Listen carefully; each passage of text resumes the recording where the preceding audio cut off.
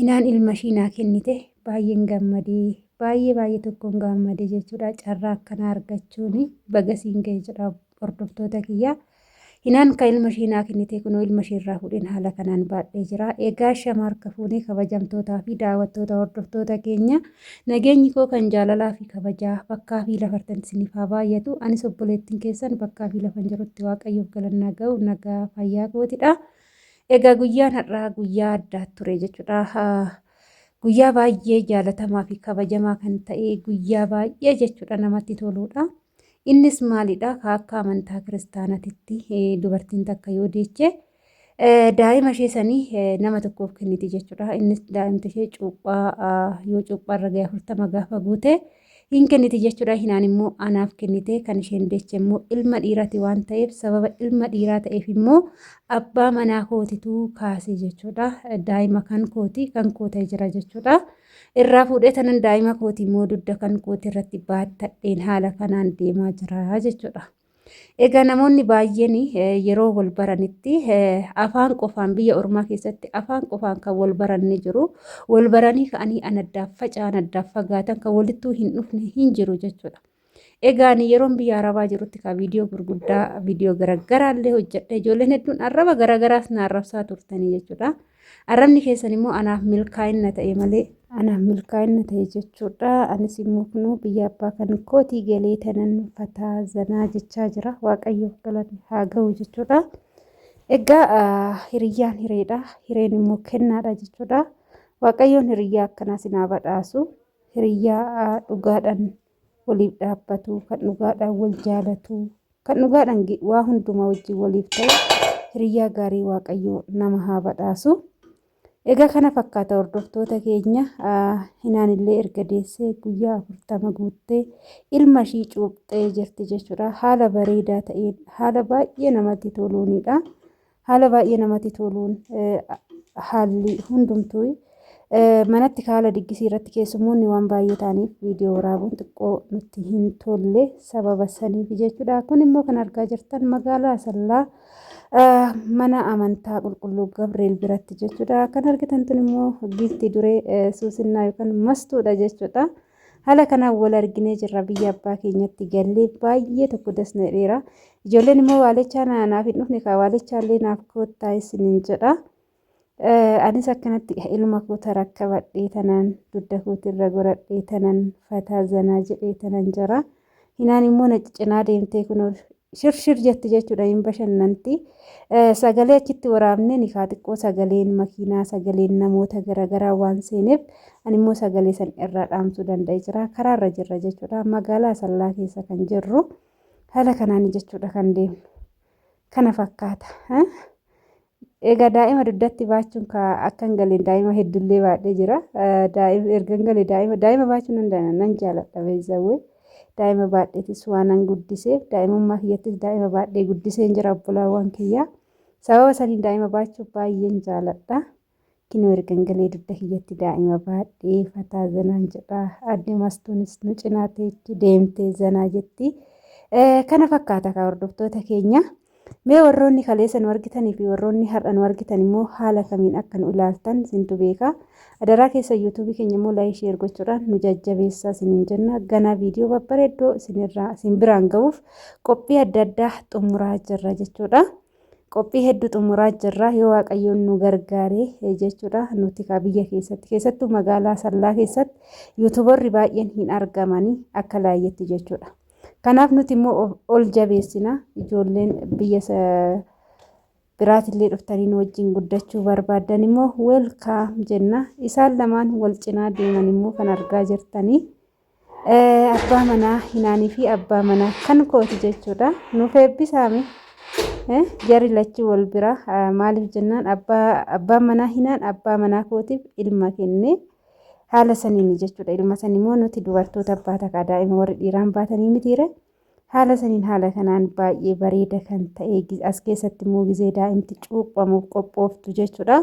Qophiirra jirra cuuphuuf jechuudha. Haala kanaan namoota hedduudha kan guyyaa san cuuphanii baay'ee waan namatti toluudha dhugaa dubbachuudhaaf biyya ofii keessatti. hedduu namatti tola. Baay'ees gammannee jirra. Isinis baganuu gammaddanii.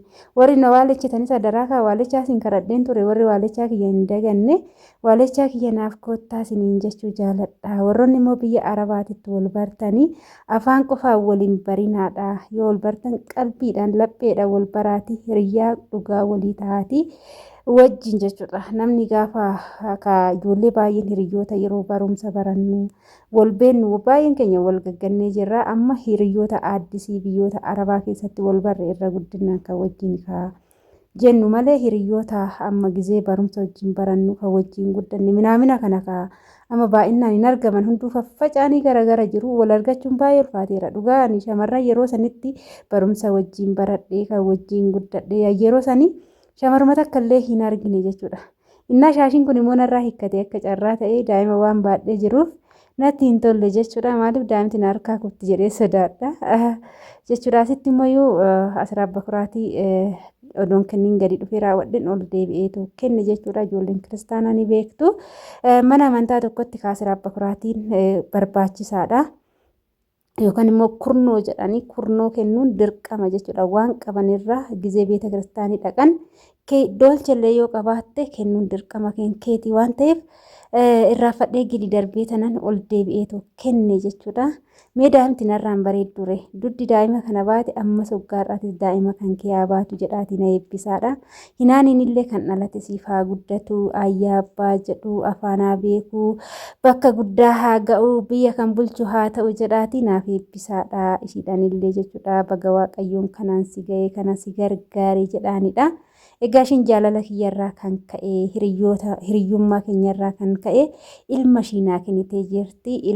Ilma tokko kiristinnaa kaasuu jechuun waan guddaadha jechuudha. Iddoo guddaas qaba jechuudha. Waaqayyoon immoo anas gargaaree ilma kanas jechuudha. Nama kaan hanga xumuraatitti jechuudha. Waan daa'ima kana barbaachisus nama godhuufis waaqayyoon naa taasisu. Sinin jedha kunoo jaarsoliin keenya lama waluma gagga'uu mitire wal bira dhaabbatanii jiru. Egaa gizeen ala jiru abbaa manaa hinaan hateen jira fudhadheen jira jedhee piraankii baay'ee hojjedheen ture. Namoonni hedduun baay'ee jechoota garagaraatiinis jecha adda addaa barreessatanii turtanii garuu immoo wal guddisuudha. Odoo ijoollee warra soddaa afaan Amaaraatiin hojjenne ta'e baay'inaan jala fiidanii jechuudha. Akkana kun hojjettanii koomentii gaggaarii barreessitu. Garuu nuti ijoollee Oromoo immoo wal guddisuuf jecha yoo xaarru nu kuffisuuf miidiyaa sanirraa nu balleessuuf bakka koomentii isin barreessitan baay'ee namoonni tokko viidiyoo gaariillee yeroo hojjenne akka waan aarii namarraa qabdaniititti koomentii garagaraa barreessitu jechuudha.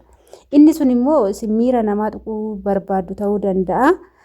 Miira namaa tuquuf osoo hin taane shamarran biyya Arabaa galtee jabaattee hojjettee akka jijjiiramtu akka guddiftu akka kuftee hin hafne jabaannee yoo wal jabeessinedha. Biyya Arabaatii galanii biyya Arabaatti deebi'u. Biyya Arabaatii galanii biyya Arabaatti deebi'u osoo hin taane biyya Arabaatii galanii biyya ofii keessatti cimanii hojjechuu cimnee hojjennee bakka tokko ga'u haala sanii wal jabeessuun immoo nutti haa baruu siniin jechuu jaaladha.